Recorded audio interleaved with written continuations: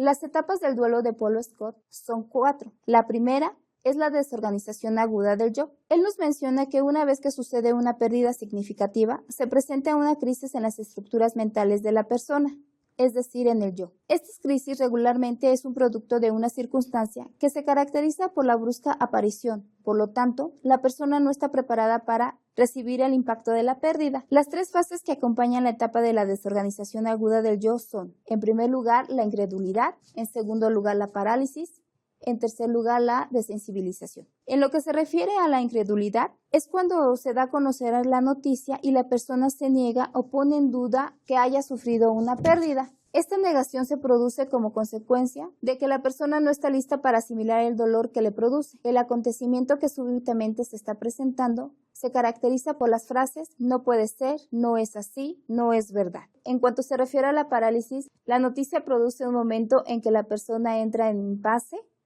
que es la lucha de 2 fuerzas, una que busca salir y expresar la pérdida y otra que es producto del dolor, que puede sentirse y que niega reconocerla. Es un momento de atolladero en la cual se encuentra la persona. La desensibilización nos habla que la persona no está lista para experimentar el dolor que se produce como consecuencia de la pérdida. El organismo en su sabiduría interna se protege, disminuyendo las sensaciones y emociones displacenteras que se pueda presentar, incluso haciendo que la persona no sienta dolor alguno, y se caracteriza por algunas frases como "no siento nada", "es natural", "algún día tenía que pasar", "así es la vida", "todos vamos para allá", entre otras frases utilizadas.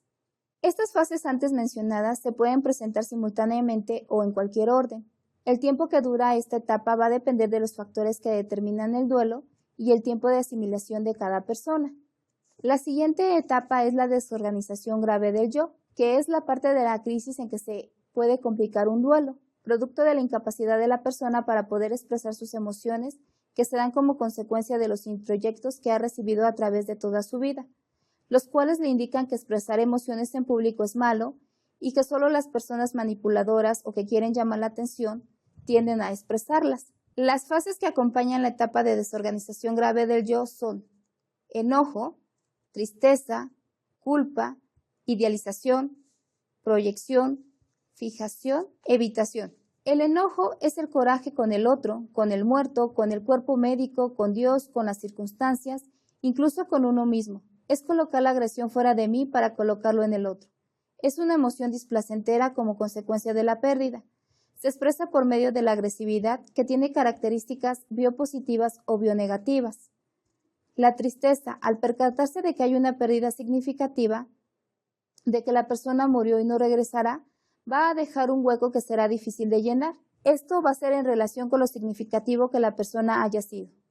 La tristeza es una emoción displacentera que en ocasiones se manifiesta con llanto, baja actividad psicofísica, cambios en los hábitos alimenticios, cambios en los hábitos de sueño y otros trastornos físicos. La culpa es una pseudoemoción displacentera que se deriva de la creencia consciente o inconsciente de haber transgredido reglamentos o normas establecidas.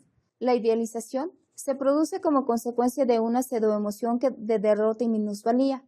La idealización es una pseudoemoción placentera que distorsiona las características de la persona, de la relación, de las circunstancias y que regularmente incrementa o busca nuevos atributos o virtudes que tal vez no tenía la persona a la relación. Es elevarlo y colocarlo en un altar en caso de que la persona haya muerto. Surge como consecuencia de creer que la persona que se separó fue derrotado, aunque la derrota y posiblemente la minusvalía produce sentimientos displacenteros. Para poder contrarrestar esta pseudoemoción de la derrota y la minusvalía, se ocupan atributos o se incrementan los ya existentes, no para el otro, sino para mí. Porque recordemos que reconociendo en el otro, me reconozco lo que yo soy. La proyección es el mecanismo de defensa que coloca las necesidades y sentimientos propios en otras personas para protegerse a sí misma del dolor o sufrimiento. La fijación son las ideas recurrentes que la persona no puede controlar y que constantemente ingresan en su pensamiento. Funciona como un mecanismo de defensa que busca que la persona olvide lo significativo de la pérdida. La evitación es cuando una persona reacciona ante la pérdida de distintas formas. Esta fase permite proteger al paciente de todo aquello que considera altamente agresivo y como consecuencia va a evadir lo relacionado a la pérdida. La flexibilidad que presentan principalmente estas etapas de desorganización aguda del yo y la desorganización grave del yo son que se pueden presentar en orden, varias a la vez o incluso alternas. Estas fases se pueden interrelacionar continuamente.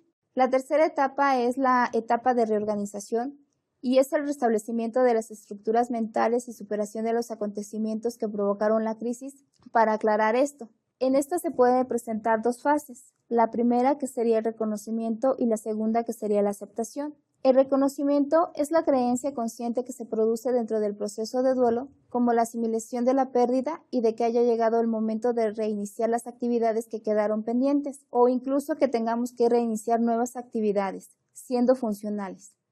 Es decir, es admitir la pérdida en justa dimensión. La aceptación es admitir que la pérdida se suscitó y que no hay marcha atrás. Es separarse y despedirse definitivamente de la persona, de la relación, de la circunstancia, de la mascota o del objeto. La cuarta etapa es la reubicación del sistema.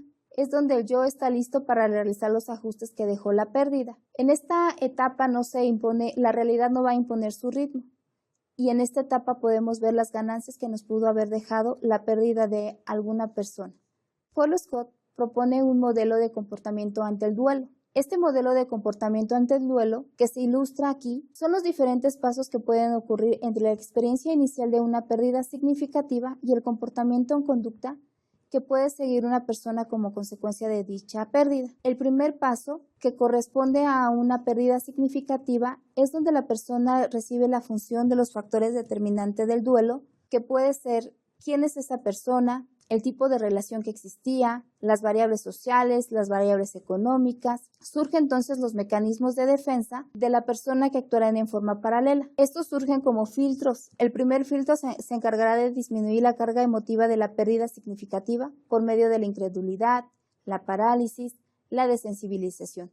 El segundo filtro disminuye el dolor que se puede generar por la pérdida, actuando con los mecanismos de proyección, culpa, enojo, tristeza, idealización, fijación, los cuales actúan simultáneamente. Una vez superados los mecanismos de defensa del yo como filtros, le corresponde al nivel de tolerancia de la frustración de la persona determinar la intensidad del impacto emocional que produce la pérdida.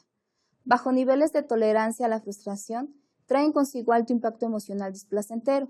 Por el contrario, altos niveles de tolerancia a la frustración van a producir un bajo impacto emocional displacentero. Los recursos psicológicos con los que cuenta la persona serán determinantes para establecer las respuestas psicofisiológicas que va a presentar. Los recursos psicológicos están determinados por las vivencias previas y por los aprendizajes significativos de la persona y su capacidad para potencializar los recursos con los que cuente. Por ejemplo, los niveles de autoestima, los niveles de optimismo, la capacitación de adaptación, la flexibilidad ante situaciones críticas, estilos de afrontamiento, si hay capacidad de soportar el dolor, temperamento, valores, entre otros. Las respuestas psicofisiológicas con personas de recursos psicológicos favorables irán hacia la salud y como consecuencia a un comportamiento o conducta que se ve reflejado en un proceso de duelo sano, en tanto que personas con recursos psicológicos desfavorables tendrán hacia conflictos neuróticos, psicopatologías, enfermedades físicas, con lo cual los comportamientos o conductas se reflejarán en un proceso de duelo complicado, patológico o psiquiátrico. Recordemos que cada persona es distinta por su personalidad, por sus vivencias, por sus expectativas. Esto hace que todo proceso de duelo lo viva de manera personal y estas etapas se ajusten en cualquier tipo de persona en los distintos tipos de duelo. Ahora bien, la intervención tanatológica es el proceso que busca mejorar la calidad de vida del paciente crónico y terminal, de su familia, de sus amigos y del cuerpo médico. A su vez, apoyar a la persona que vive una pérdida significativa, ya sea esta pérdida por muerte, divorcio, separación, abandono. Lo que se busca aquí es la resolución del duelo. Los objetivos de la terapia tanatológica ante un proceso de duelo es aliviar el sentido de la soledad, favorecer el proceso de duelo y mejorar la calidad de vida. Ahora vamos a realizar la integración del método de terapia propuesto por Marco Antonio Polo Scott y de la terapia racional emotiva. Dentro del método de terapia tanatológica que propone Polo Scott menciona 6 etapas. La primera es el saludo, la segunda es el rastreo, la tercera nos habla de la identificación de la emoción y de la necesidad principal, la cuarta el ejercicio, la quinta la retroalimentación y la sexta un cierre. Sin embargo, en la terapia racional emotiva existen 3 etapas. La primera etapa es relacionada al psicodiagnóstico, la segunda un insight intelectual y finalmente la tercera un insight emocional. La primera etapa de Polo Scott es la del saludo, la cual consiste en generar un clima de empatía y confianza que le permita al paciente estar en disposición de expresar sus emociones y contar su historia personal de vida. En ocasiones vale la pena empezar por algún tema que el paciente considere comentar. La segunda etapa es el rastreo, la cual es explorar las diferentes dimensiones de la historia personal de vida del paciente, buscando encontrar los códigos de creencias en pugna que sostienen el problema que manifiesta. Es necesario resaltar la importancia de estar atento a las metáforas y símbolos que se presentan en los distintos niveles de la comunicación humana. En esta segunda etapa podemos integrar la primera etapa de la terapia racional emotiva, la cual es el psicodiagnóstico, el cual tiene como objetivo descubrir las creencias o filosofías irracionales que producen emociones o conductas contraproducentes, comprender cómo contribuyen estas a los problemas del paciente y así poder señalar metas realistas que se lleven de acuerdo entre el terapeuta y el paciente. La tercera etapa de Polo Scott es la identificación de la emoción y de la necesidad principal. Durante el rastreo se van presentando los diferentes códigos de creencias en las que se desenvuelve el paciente. Es necesario considerarlos de mayor peso para este momento histórico del paciente, la emoción que genera y la necesidad más allá del aparente conflicto actual. En esta tercera etapa podemos integrar la segunda etapa de la terapia racional emotiva, llamada insight intelectual, el cual supone llegar a tener claros las creencias irracionales, comprender qué creencias irracionales causan sus problemas, tomar conciencia de que no existen pruebas que apoyen las ideas irracionales y de que en cambio sí que existe evidencia de que al mantener estas actitudes son perjudiciales, autoaceptarse aunque hayan creado y sigan manteniendo sus problemas, así como comprender que si quieren librarse de sus creencias irracionales sobreaprendidas han de trabajar mucho tiempo e intensamente para afianzar y mantener sus nuevas actitudes racionales. La cuarta etapa de Polo Scott es el ejercicio. En este se hace el uso de distintas técnicas con la intención de continuar con el proceso de crecimiento del paciente, conciliando los códigos de creencias en pugna y facilitando que estos sean modificados para flexibilizar y ampliar su contenido. En esta cuarta etapa seguimos integrando la segunda etapa de la terapia racional emotiva llamada insight intelectual, la cual se ayuda de cassettes y lecturas que pueden explicar las diferentes actividades. La quinta etapa de Polo Scott es la retroalimentación, la cual consiste, al término de los ejercicios, en conocer los descubrimientos que el paciente ha generado durante la sesión. El objetivo es facilitar al paciente el proceso de aprendizaje y de tomar conciencia de su vida con respecto a los ejercicios realizados. En este proceso se produce el cambio y se es consciente de los códigos de creencias que posee.